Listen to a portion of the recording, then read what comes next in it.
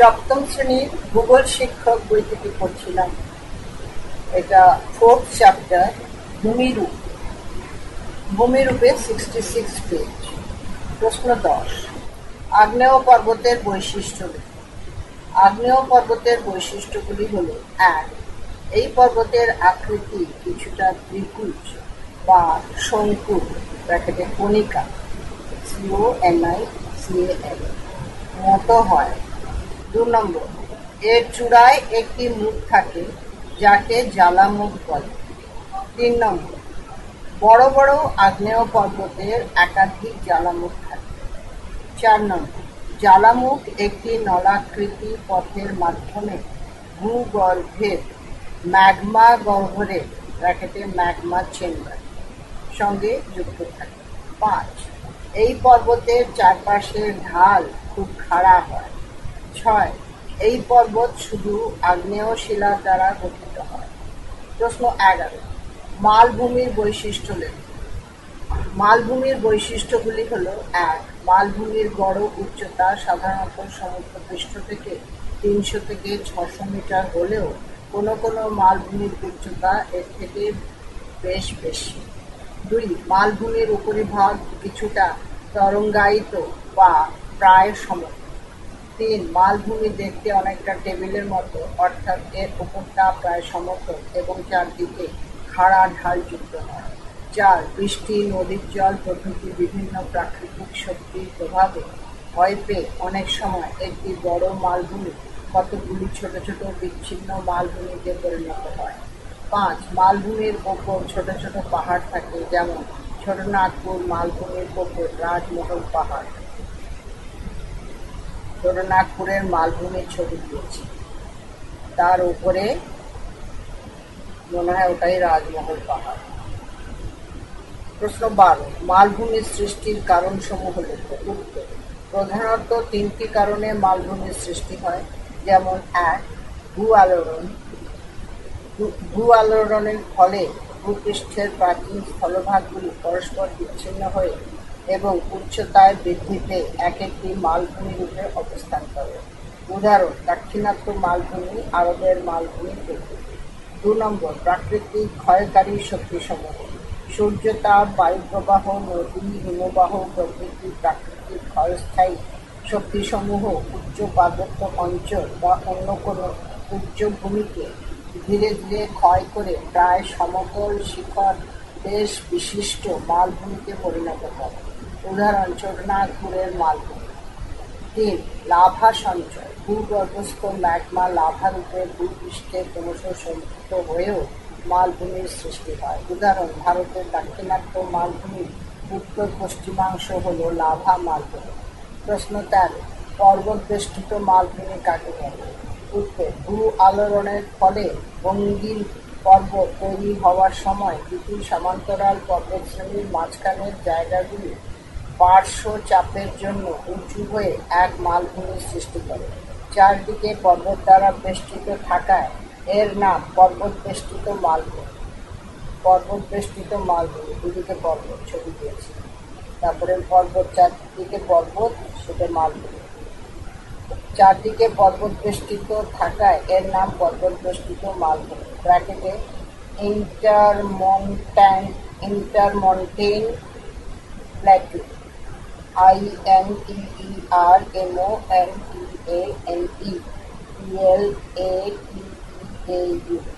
যেমন তিব্বতের মালভূমি, তুরস্কের আনাতোলিয়ার মালভূমি, ইরানের মালভূমি প্রভৃতি।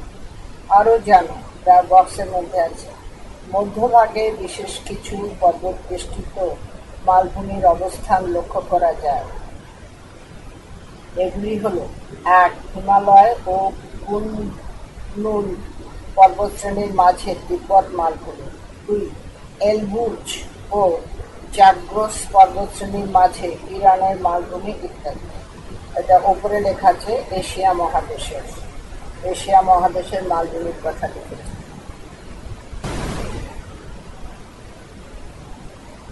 প্রশ্ন 14, সঞ্চয়জাত বা লাভা গঠিত মালভূমির বৈশিষ্ট্য লেখো। সঞ্চয়জাত বা লাভা গঠিত মালভূমির বৈশিষ্ট্যগুলি হল: পেজ 67। 1. কালো রঙের ব্যাসল্ট শিলায় গঠিত হয়। 2. এই মালভূমির উপরিভাগ প্রায় সমতল বা সামান্য তরঙ্গায়িত হয়। 3.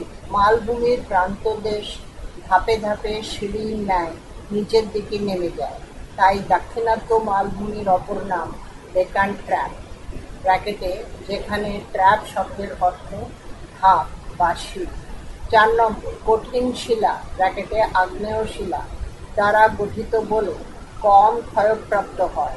5. সাধারণত মহাদেশের অভ্যন্তরে এই প্রকার মালভূমি অবস্থান করে। প্রশ্ন 15, পামির মালভূমি সম্পর্কে কি জানেন? মধ্য এশিয়ার তাজিকিস্তানে তা বর্গের জয় ইকার, ক ইকার, দন্তেশ্বয় তয় আকার, নয় একার। তাজিকিস্তানে এই মালভূমিটি অবস্থিত। অন্যান্য মালভূমির মতো পামিরেরও উপরিভাগ কিছুটা সমতল এবং চারপাশের ঢাল খাড়া (ব্র্যাকেটে অর্থাৎ কিছুটা বাড়ির ছাদের আকৃতির মতো). এটি হল পৃথিবীর সর্বোচ্চ মালভূমি। এর গড় উচ্চতা ৪,৮০০ মিটারেরও বেশি। এই উচ্চতার জন্যই একে পৃথিবীর ছাদ বলা হয়। প্রশ্ন 16, সমভূমির বৈশিষ্ট্য দেখুন। উত্তর: সমভূমির বৈশিষ্ট্য হল: 1. সমভূমির কোথাও কোথাও তরঙ্গায়িত ভাব থাকলেও বেশিরভাগ অংশই সমতল হয়। 2. সমভূমি ধীরে ধীরে ঢালু হয়ে সমুদ্রের সঙ্গে মিশে যায়। 3. সমভূমির উচ্চতা সাধারণত সমুদ্রপৃষ্ঠ থেকে 300 মিটারের মধ্যে হয়। 4. সমভূমিগুলি সাধারণত পলিমৃত্তিকা দিয়ে গঠিত হওয়ায় দুর্বল হয়। 5. পৃথিবীর অধিকাংশ সমভূমি নদী, উপত্যকা ও সমুদ্রোপকূলে গড়ে উঠেছে। 6. স্থলভাগের 3 প্রকার ভূমিরূপের মধ্যে সমভূমির আয়তনই বেশি। প্রশ্ন 17, সমভূমির সৃষ্টি কিভাবে হয়েছে? সমভূমি বিভিন্নভাবে তৈরি হয়, যেমন: 1. নদীবাহিত পলি, বালি, কাদা প্রভৃতি নদীর দুপাশের নিচু জমিতে জমে ভরাট হয়ে সমভূমি সৃষ্টি করে। 2. বায়ু প্রবাহের সঙ্গে ধুলো, বালি প্রভৃতি বাহিত হয়ে নিচু জায়গায় জমে সমভূমি গঠন করে। 3. আগ্নেয়গিরির লাভা জমে লাভা সমভূমি তৈরি হয়। প্রশ্ন 18, লোয়েস সমভূমি কাকে বলে? উত্তর: মরুভূমি থেকে বায়ুর দ্বারা বাহিত হয়ে সূক্ষ্ম পীত রঙের চূর্ণময় কণাসমূহ বহু দূরে কোনো নিচু জায়গায় দীর্ঘদিন ধরে সঞ্চয় করে যে সমভূমির সৃষ্টি করে তাকে বলা হয় লোয়েস সমভূমি। উদাহরণ: গোবি মরুভূমির লোয়েস দ্বারা চীনের হোয়াংহো ইন্তস্তয় আকার অনুসার ক্ষয়কার হোয়াংহো নদী অববাহিকার লোয়েস সমভূমি গঠিত হয়েছে। এখানে হোয়াংহো নদী, তারপরে উপসাগর, পীত সাগর, গোবি মরুভূমি, তার পাশেই বায়ুপ্রবাহের দিক এসছে লোয়েস সমভূমি লোয়েস হোয়াংহো নদীর কাছে গঠিত হয়েছে, বালি গঠিত লোয়েস সমভূমি। আর হোয়াংহো নদী অববাহিকার পলি গঠিত সমভূমি। চিত্রটি পেয়েছে। প্রশ্ন 19, ভূমিরূপের শ্রেণীবিভাগ করো। সাধারণভাবে ভূমির উচ্চতা, আকৃতি, গঠন, ঢাল, গম্ভীরতা ইত্যাদির উপর ভিত্তি করে ভূমিরূপকে 3টি প্রধান বিভাগে ভাগ করা যায়। এগুলি হল: 1. পর্বত, 2. মালভূমি, 3. সমভূমি। এগুলিকে আবার কতকগুলি উপবিভাগে ভাগ করা যায়, যেমন: ভূমিরূপ একটা বক্সে দিয়েছে, সেটা লাইন টেনে 3 ভাগে: পর্বত, মালভূমি, সমভূমি। পর্বতের আবার 4টে ভাগ করেছে। ভঙ্গিল পর্বত, উদাহরণ হচ্ছে উদা হিমালয়। স্তূপ পর্বত, উদাহরণ উদা সাতপুরা। আগ্নেয় পর্বত, উদাহরণ উদা ভিসুভিয়াস। ক্ষয়জাত পর্বত, উদাহরণ, এটা উদা হচ্ছে উদাহরণ, সরি উদাহরণ হচ্ছে হিমালয়, প্রথমটা ভঙ্গিল পর্বত। স্তূপ পর্বতের উদাহরণ হচ্ছে সাতপুরা। আগ্নেয় পর্বতের উদাহরণ হচ্ছে ভিসুভিয়াস। ক্ষয়জাত পর্বতের উদাহরণ হচ্ছে আরাবল্লী।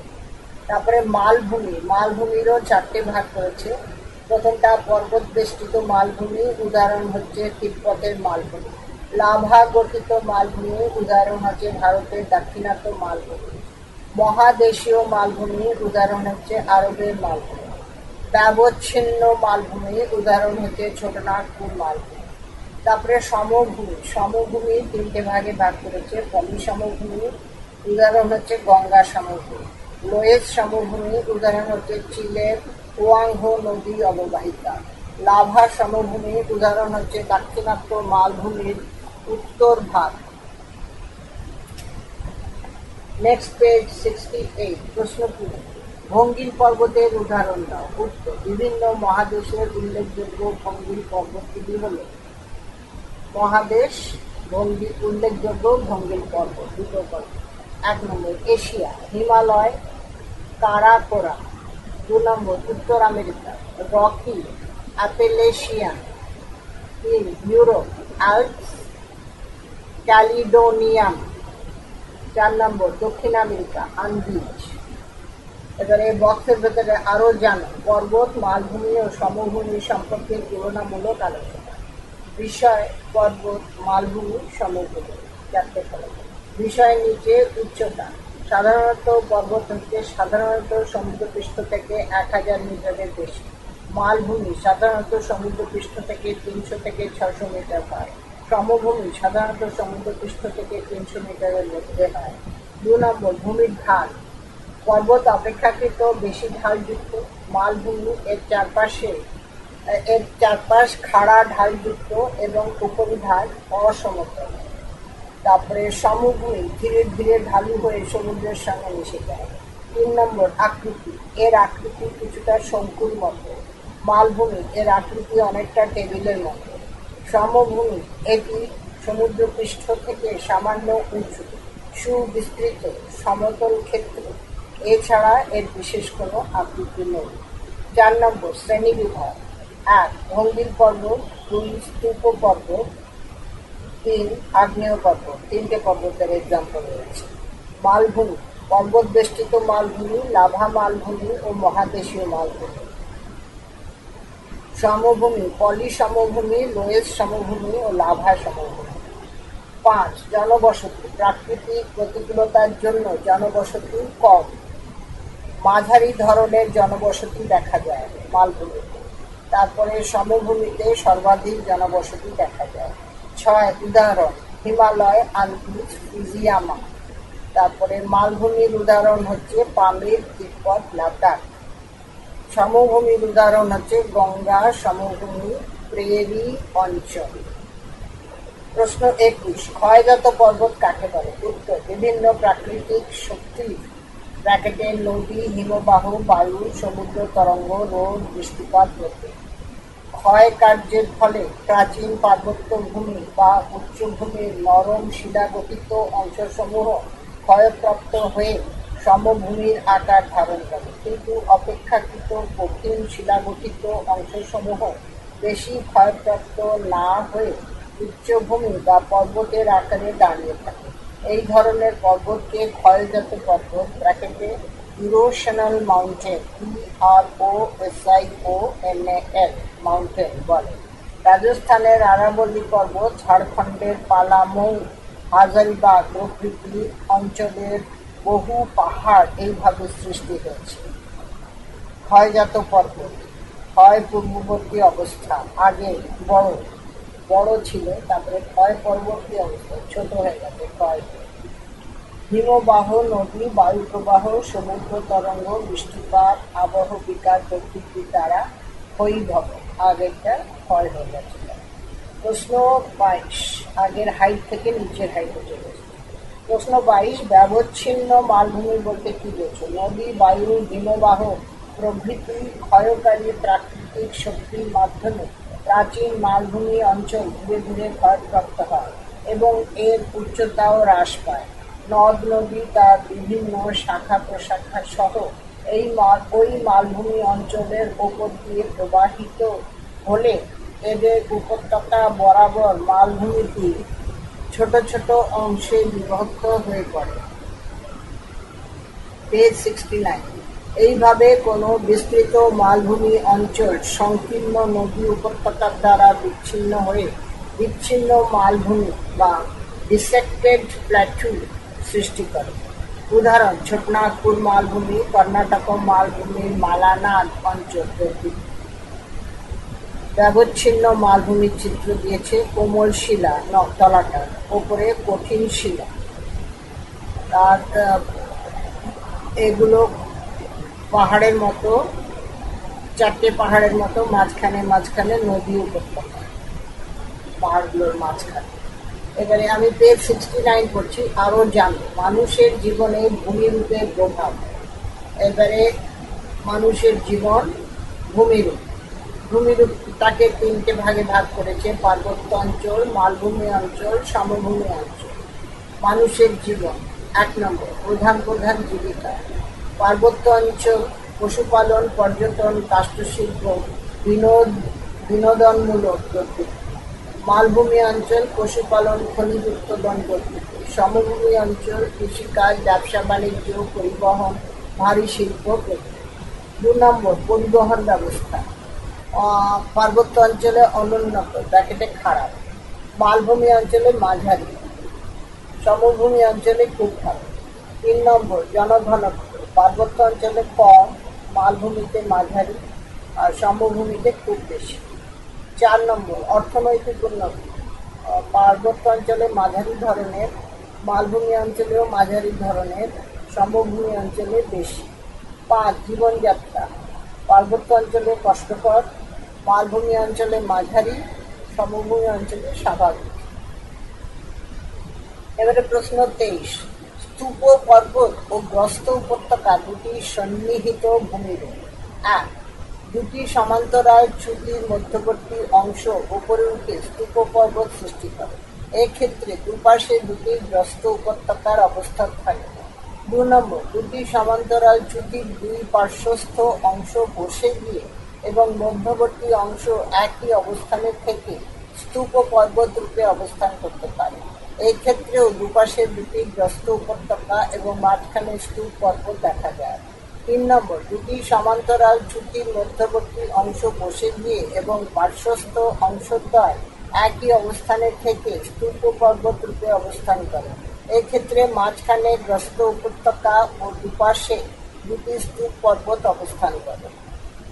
প্রশ্ন 24। মহী খাত। ম হয় দীর্ঘিকার, খাত কি? সংজ্ঞা: কোবারের মতে প্রাচীনকালে, কয়কার, বয়াকার, রয়েকার, প্রাচীনকালে মহাদেশের অভ্যন্তরে বা সংযোগস্থলে কঠিন ভূভাগ পরিবেষ্টিত অগভীর সমুদ্রে যেখানে পলি সঞ্চয়ের মাধ্যমে ভঙ্গীর পর্বতের উত্থান ঘটেছিল তাকে মহী খাত বলে। বৈশিষ্ট্য: মহী খাত হল সংকীর্ণ, দীর্ঘ ও অগভীর জলভাগ। 2, মহী খাতগুলি পলি সঞ্চয়ের মাধ্যমে অগভীর ও অবনমিত হয়। 3, মহী খাত কঠিন ভূভাগ দ্বারা পরিবেষ্টিত যা ফোরল্যান্ড নামে পরিচিত। উদাহরণ: অ্যাঙ্গারল্যান্ড ও গন্ডোয়ানাল্যান্ডের মাঝে টেথিস। অ্যাঙ্গারল্যান্ড ও গন্ডোয়ানা মাঝে টেথিস ডয়েকার ক্ষয়িকার মন্তেশ্বর নামক একটি অগভীর মহী খাত ছিল। প্রশ্ন 25। মহী ভাবক ও গিরিজনী আলোড়নের পার্থক্য লেখা। 3টে কলম, প্রথমটা ছোট বিষয়, তারপরে মহী ভাবক আলোড়ন, তারপরটা গিরিজনী আলোড়ন। 1 নম্বর, নামকরণ। বিষয়ের তলায় নামকরণ। মহী ভাবক কথার অর্থ মহাদেশ গঠন। গিরিজনী আলোড়নের অর্থ পর্বত গঠন। 2, অভিমুখ। এই আলোড়ন উলম্বভাবে বা পৃথিবীর ব্যাসার্ধ বরাবর, আর এই অন্যটা গিরিজনী। এই আলোড়ন অনুভূমিকভাবে পৃথিবীর স্পর্শক বরাবর। 3, প্রভাব। মহী ভাবক আলোড়নের ফলে শিলাস্তরে চ্যুতির সৃষ্টি হয়। গিরিজনী আলোড়নের ফলে শিলাস্তরে ভাঁজ সৃষ্টি হয়। ৪. অপর নাম মহীভাবক আলোড়নের প্রভাব স্থানীয়ভাবে পড়ে বলে একে স্থানীয় আলোড়ন বলে। গিরিজনী আলোড়নের প্রভাব বিস্তৃত অঞ্চলে পড়ে বলে একে আঞ্চলিক আলোড়ন বলে। ৫. ভূমিরূপ স্তূপ, পর্বত, প্রস্থ উপত্যকা, মালভূমি ইত্যাদি সৃষ্টি হয়। গিরিজনী আলোড়ন ভাঁজ ও ভঙ্গির পর্বত সৃষ্টি হয়। Next page ৭০। প্রশ্ন ২৫। মালভূমি অঞ্চল খনিজ সমৃদ্ধ হয় কেন? উত্তর: ১. বেশিরভাগ মালভূমি প্রাচীন শিলার গঠিত। আগ্নেয় ও রূপান্তরিত শিলাই মালভূমির গঠনের প্রধান উপাদান। তাই মালভূমির মধ্যে প্রচুর খনিজ দ্রব্য সঞ্চিত থাকে। ২. শিলা রূপান্তরের সময় অত্যধিক তাপ ও চাপে সমগোত্রীয় খনিজগুলির পুনর্বিন্যাস হয় এবং বাণিজ্যিকভাবে খনিজ আহরণ সম্ভব হয়। এই খনিজ সমৃদ্ধির জন্যই ছোটনাগপুর মালভূমিকে ভারতের খনিজ ভাণ্ডার বলে। এবার টিকা লেখো। ১ নম্বর, ঊর্ধ্বভঙ্গ ও অধোভঙ্গ। উত্তর: ভঙ্গির পর্বতে বিভিন্ন ধরনের ভাঁজ থাকে। এগুলির মধ্যে ভাঁজের উঁচু উত্তল অংশকে ঊর্ধ্বভঙ্গ (অ্যান্টিক্লাইন) ও নিচু অবতল অংশকে অধোভঙ্গ (সিনক্লাইন) বলে। অন্যভাবে বলা যায়, যে কোনো দুটি ভাঁজের উঁচু অংশকে ঊর্ধ্বভঙ্গ ও নিচু অংশকে অধোভঙ্গ বলে। ২ নম্বর প্রশ্ন, প্রস্থ উপত্যকা। কখনো কখনো প্রবল ভূ আলোড়নের ফলে ভূত্বকের কোথাও কোথাও খাড়াভাবে ফাটল দেখা যায় এবং চ্যুতির সৃষ্টি হয়।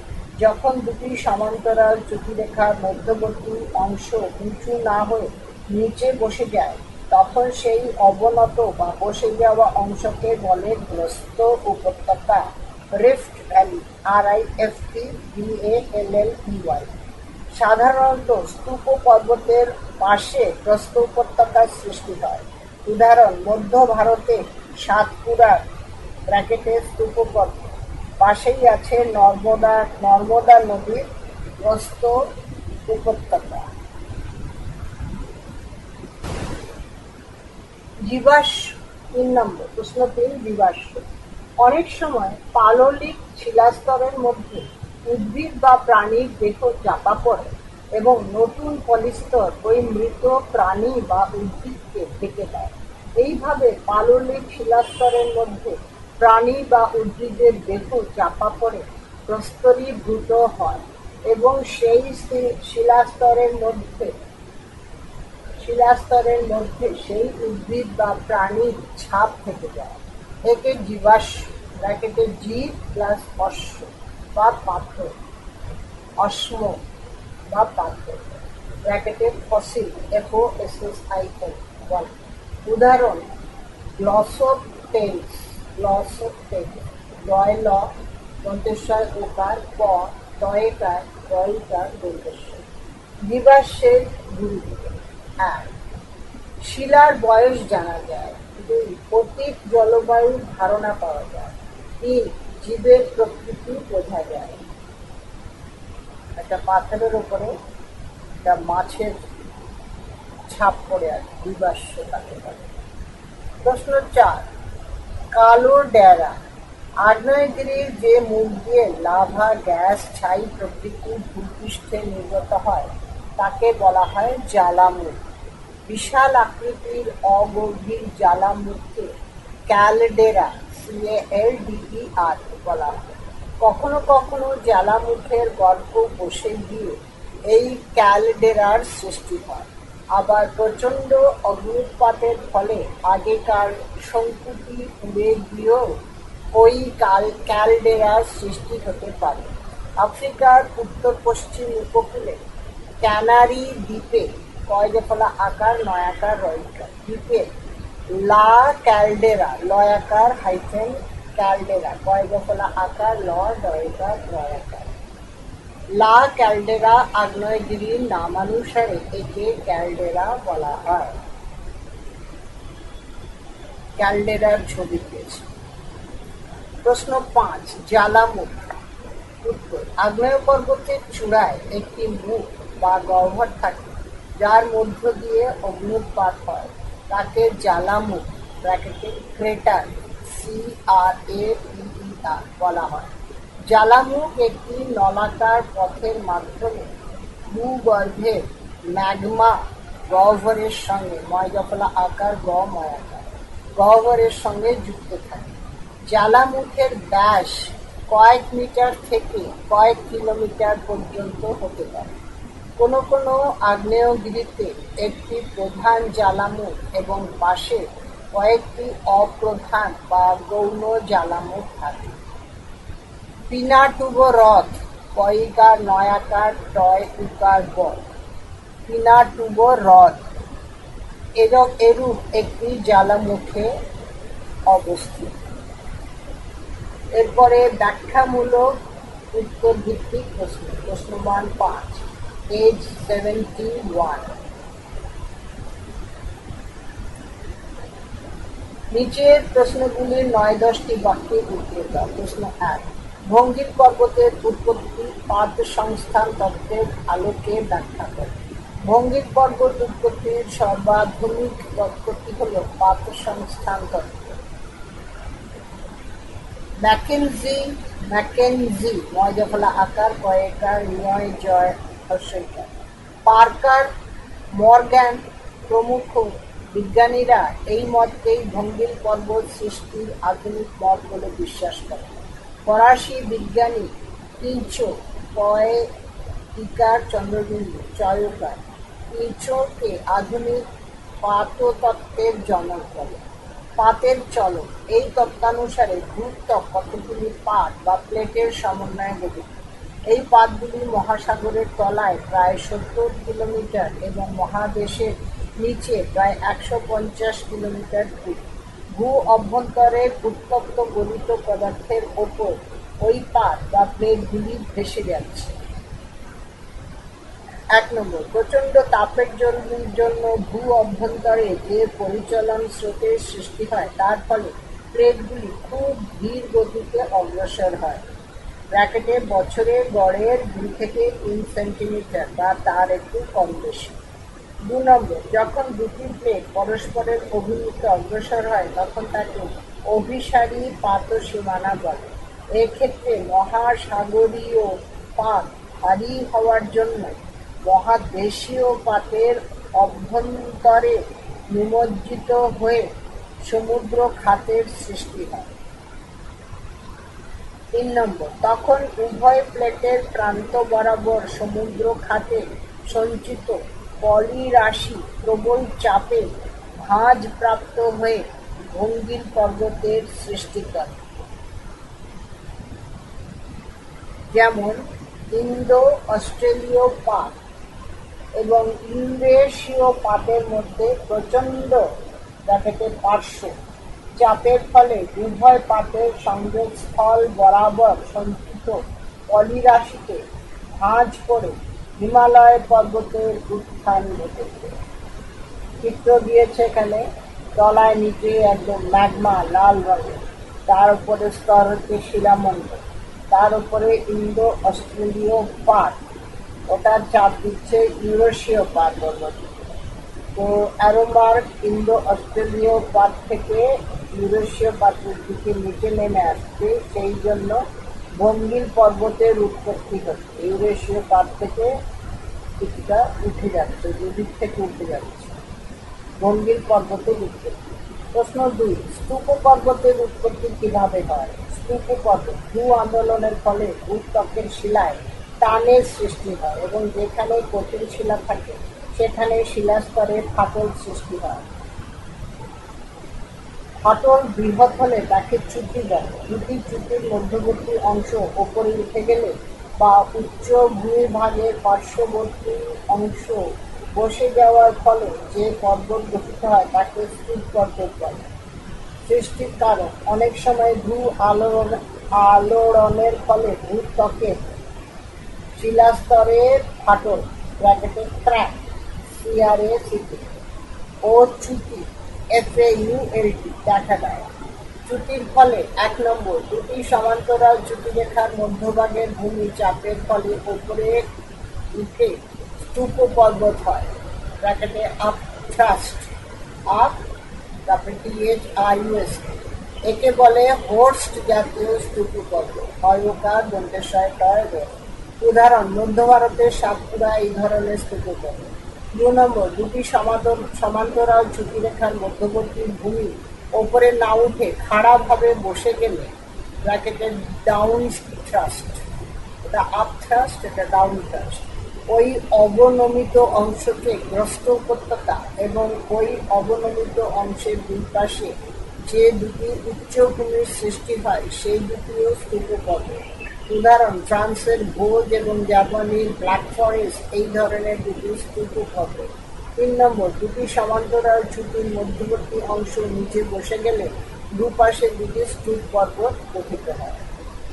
পাতসংস্থান তত্ত্ব অনুযায়ী শিলামণ্ডলের নিচে যে স্থেনোস্ফিয়ার রয়েছে এ দন্তেশ্বয় ফয় একার নয় ওকার দন্তেশ্বয় ফয় ইকার দুতস্তয় আকার র স্থেনোস্ফিয়ার রয়েছে, সেই স্তরে তাপের পরিচলন স্রোতের প্রভাবে পাতগুলি গতিশীল হয়ে পড়ে। এতে শিলাস্তরে ফাটল, চ্যুতি প্রভৃতির সৃষ্টি হয়। দুটি ফাটলের মধ্যবর্তী অংশ ওপরে উঠে গিয়ে বা নেমে গিয়ে স্তূপ পর্বত বা গ্রস্ত উপত্যকার সৃষ্টি করে। চিত্র দিয়েছে চ্যুতিরেখা, স্তূপ পর্বত, হোর্স্ট, স্তূপ পর্বত ও গ্রস্ত উপত্যকার সৃষ্টি। গ্রস্ত উপত্যকা, দুটো স্তূপ পর্বতের মাঝখানে গ্রস্ত উপত্যকা বা গ্রাবেন। এইটুকুই পড়ে শেষ করছি। পরের অংশ পেজ 71-এ প্রশ্ন 3টা পরের ফাইলে পড়বো। এই ফাইলটি এখানে শেষ। পেজ 71।